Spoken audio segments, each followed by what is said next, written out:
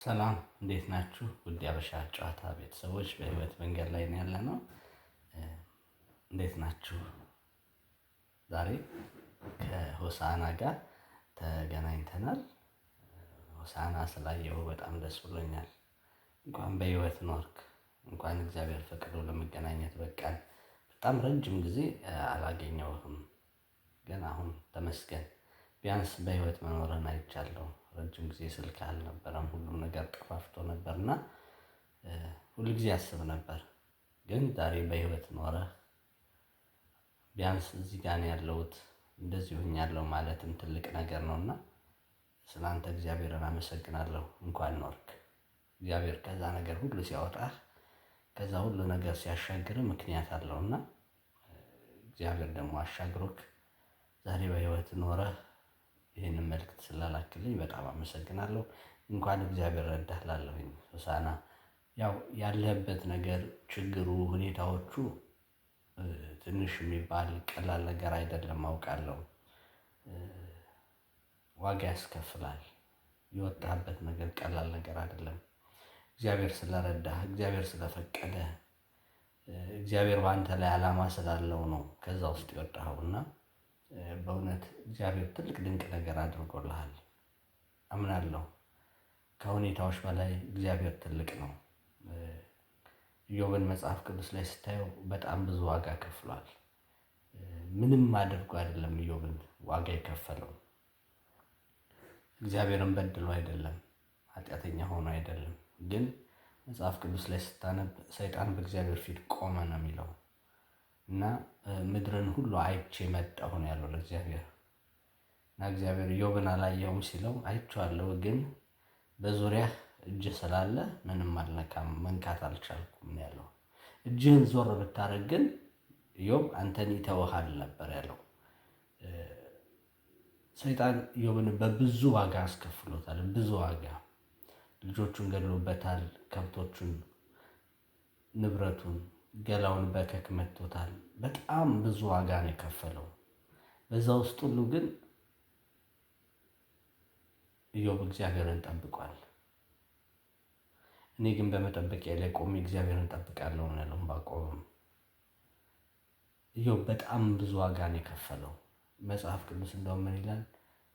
ገላውን በገል ያክ ነበር ይላል። ገል ማለት የሸክላ ስባሪ ነው እና ከከኩ ብዛት በገል ያክ ነበር ይላል። እና ሚስቱ ራሷ አንተ እግዚአብሔርን ስደብና ሙት ብለዋለች።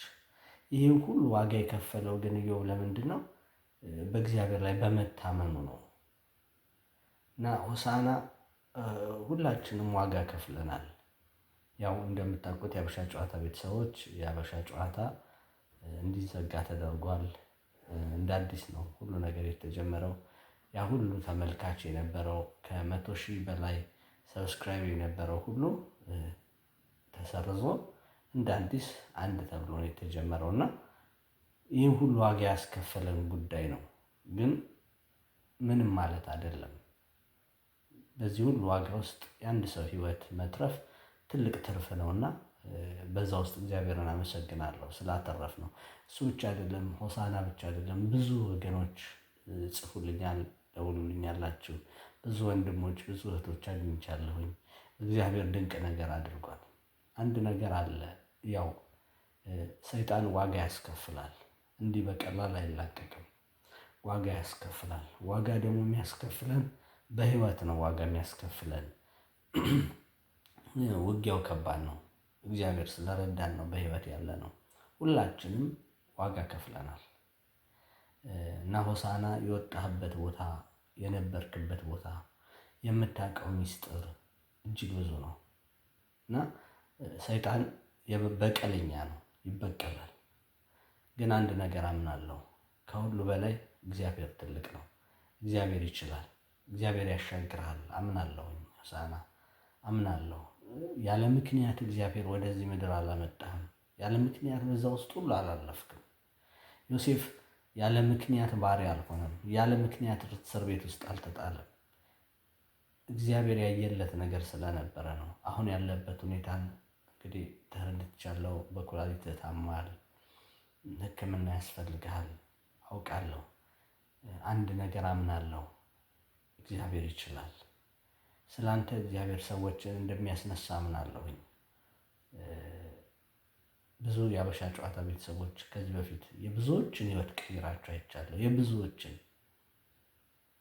አንድ ሁለት ብዬ መናገር አልችልም። ምክንያቱም ብዙ ሰው ብዙ ይሄን የምለው አይደለም፣ ሱቅ ከፍተው ሕይወታቸው ተቀይሮ ብዙ ታሪክ ቀይሯል። እግዚአብሔር ብዙ ነገር ያደርጓል። በጣም ነው ደስ የሚለኝ። እንኳን ሆነላችሁ፣ እንኳን ተሳካላችሁ። ከዛ አልፎ አሜሪካን ድረስ አንዲት የሀበሻ ጨዋታ ቤተሰብ ፕሮግራም ላይ የቀረበች የቤተሰቧ ታሪክ ተቀይሮ እሷ ወደ አሜሪካን መጥታ ደርሳ እንደተመለሰች ሁሉ ሰምቻለሁ። ይህን ሁሉ ድንቅ ያደረገው እግዚአብሔር ነው። ሰውን ያስነሳው እግዚአብሔር አምናለሁ። አንድ ነገር አለ። ዳንኤል ወደ አንበሳ ጉድጓድ አፍ ውስጥ ተጣለ ነው የሚለው፣ ወደ ተራቡ አንበሶች። ዳንኤል እስከተጣለበት ሰዓት ድረስ አንበሶቹ ተርበዋል። ልክ ዳንኤል ሲገባ ግን በመግባት ውስጥ ሳለ እግዚአብሔር የአንበሶቹን አፍ ዘጋ ነው የሚለው። በመጨረሻው ሰዓት ነገሮች ባለቁ ጊዜ እግዚአብሔር ጣልቃ እንደሚገባ አምናለሁ። ያለህበት ነገር ከባድ ነው፣ ግን እግዚአብሔር ቤት ጋር እንደሚመጣ አላውቅም። አምናለሁ እግዚአብሔርን ከዛ ውስጥ ያወጣ እግዚአብሔር አውጥቶ ምድረ በዳ ላይ አይተውህም። አምናለሁ እግዚአብሔር ይችላል። እግዚአብሔር ስላንተ ሰው ያስነሳል። አላቅም ማንኛችሁ ልባችሁ እንደሚነካ አላውቅም፣ ግን እግዚአብሔር ግድ ያላችሁ በልባችሁ እግዚአብሔር የሞላላችሁ ሰዎች ሆሳዕናን በማገዝ በመርዳት የምትችሉትን ነገር በማድረግ እርዱት። ይህን ጠይቃለሁ። ሌላው የጸሎት ኃይል ነው። ጸሎት የማይከፍተው ደጅ የለም። ጳውሎስና ሲላስ ታስረው ነው የሚለው፣ በወህኒ ቤት ውስጥ በሞት ፍርድ ተፈርዶባቸው ታስረው በዛ ውስጥ ያሉ እግዚአብሔርን ያመልኩ ነበረ። የወህኒው መሰረት ተናወጠ ነው የሚለው። ይህ ምንም አይደለም። ያንን ያናወጠው ጸሎታቸው ነው። ወህኒውን መሰረት እግዚአብሔር አናወጠው፣ ሰንሰለታቸውንም ፈታ ይላል። ስለዚህ ጸሎት የማይቀይረው ነገር፣ ጸሎት የማይለውጠው ነገር የለም። ሁላችሁም በእምነታችሁ እግዚአብሔርን በምታምኑበት እምነት ስለዚህ ሰው ጸልዩ። እግዚአብሔር ይችላል። እግዚአብሔር ይችላል። ሁሉም እንደተሰጠው ያገልግል ተብሎ እንደተጻፈ በመስጠት የተሰጠው በመስጠት፣ በመጸለይ የሚችለው በመጸለይ፣ በመባረክ የሚችለው በመባረክ፣ በምትችሉት ነገር እግዚአብሔር በሰጣችሁ ጸጋ ሆሳዕና እንድታግዙት የሀበሻ ጨዋታ ቤተሰቦች ጠይቃለሁኝ። እግዚአብሔር ግን ይችላል። አሁንም አምናለሁ።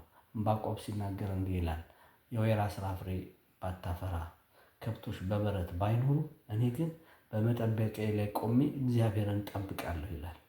እንደ ሰውኛ ስናየው፣ እንደ ሰውኛ ስንመለከተው ወይራው ከሌለ ወይኑም ፍሬ ካላፈራ፣ ከብቶች በበረት ከሌሉ ያ ሰው ድሃ ነው ወይም መኖር የማይችል ሰው ነው። ዕንባቆም ግን ምንድን ያለው? እኔ ግን አለ መጠበቂያ ላይ ቆሜ እግዚአብሔርን ጠብቃለሁ አለ። ምክንያቱም እግዚአብሔር ታማኝ ነው። ወገኖችም እነግራችኋለሁ፣ እግዚአብሔር ታማኝ ነው። በጠበቃችሁት ነገር ላይ ይመጣል።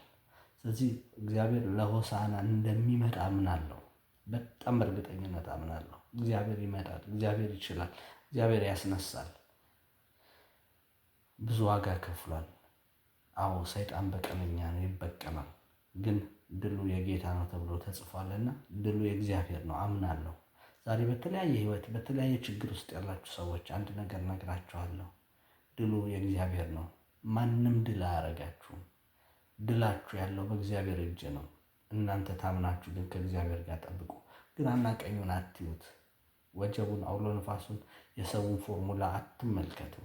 እግዚአብሔርን ተመልከቱ። እግዚአብሔር መልስ አለው። ለሚሆኑ ሁሉ በህይወታችሁ ውስጥ ላለፈው ነገር ሁሉ እግዚአብሔር መልስ አለው እና አሁንም የምነግራችሁ ነገር በእምነት ቃል አውጡ። እግዚአብሔር ይችላል። ይህንን አምናለሁ። የተናገራችሁት ይወርሰዋልና ሁላችሁም እንደ እምነታችሁ ለሆሳዕና በእምነታችሁ ተናገሩበት። እግዚአብሔር ነፃ ያወጣዋል። ኩላሊትን የሰራ አምላክ እግዚአብሔር የኩላሊት በሽታን የማይፈውስበት ምክንያት እንደሌለ አምናለሁ። ይፈውሳል፣ ይችላል። በገንዘብ ልረዳው እችላለሁ፣ ላግዘው እችላለሁ፣ በጸሎት ላግዘው እችላለሁ የምትሉ ሰዎች እንግዲህ ባስቀመጥነው ስልክ ቁጥር ደውሉለት። በአካውንቱ ደግሞ ማስገባት የምትፈልጉትን ነገር አድርጉ። ላደረጋችሁት ነገር ደግሞ ብድራቱን ከላይ ከጸባዖት እግዚአብሔር አምላክ ይመልስላችሁ። ስለምታደርጉት መልካም ነገር ሁሉ ለድሃ የሚሰጥ ለእግዚአብሔር አበደረ ተብሎ ነው የተጻፈው። ላደረጋችሁት ነገር ሁሉ እግዚአብሔር ብድራታችሁን በእጥፍ ይመልስላችሁ። እግዚአብሔር በእጥፍ ይመልስላችሁ። ይችላል እግዚአብሔር እና እግዚአብሔር በእጥፍ ይመልስላችሁ።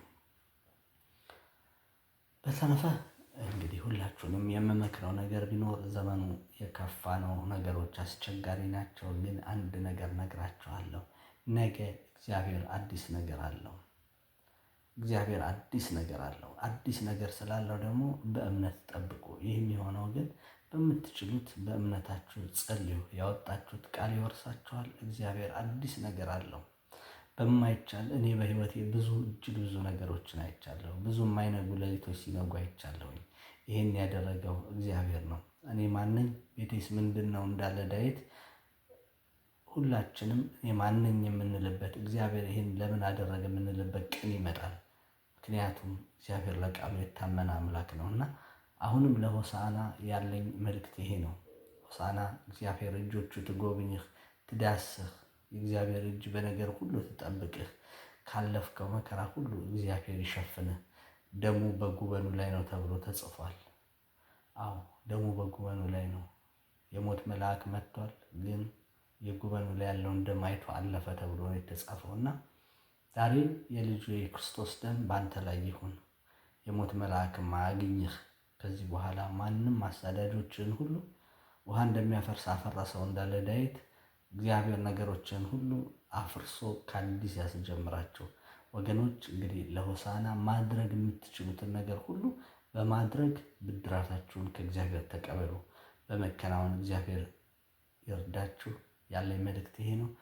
እንግዲህ ሌሎቻችሁን ልታዋዩኝ ልናወራበት የምንፈልግ ሀሳብ ካላችሁ እንደተለመደው በስቱዲዮ በኩል ተውልኝ፣ እናወራለን፣ እንወያያለን። እኔም እግዚአብሔር እንደረዳኝ እግዚአብሔር እንዳገዘኝ የረዳኝን የገባኝን ይሆናል ያልኩት ይበጃል ያልኩትን ሀሳብ አስቀምጣለሁኝ። እግዚአብሔር በነገር ሁሉ መሳካትና መስተካከል ይስጣችሁ። ትውልዳችሁ ይባረክ። እግዚአብሔር እንግዲህ ሁሉን ነገር ያስተካክልላችሁ። ነገራችሁ ሁሉ መልካም ይሁን። ስለ ሁሉ አመሰግናለሁ። ዘላለም ወዳጅ እኔ ነኝ። ተባረኩልኝ። እግዚአብሔር መከናወን ይስጣችሁ።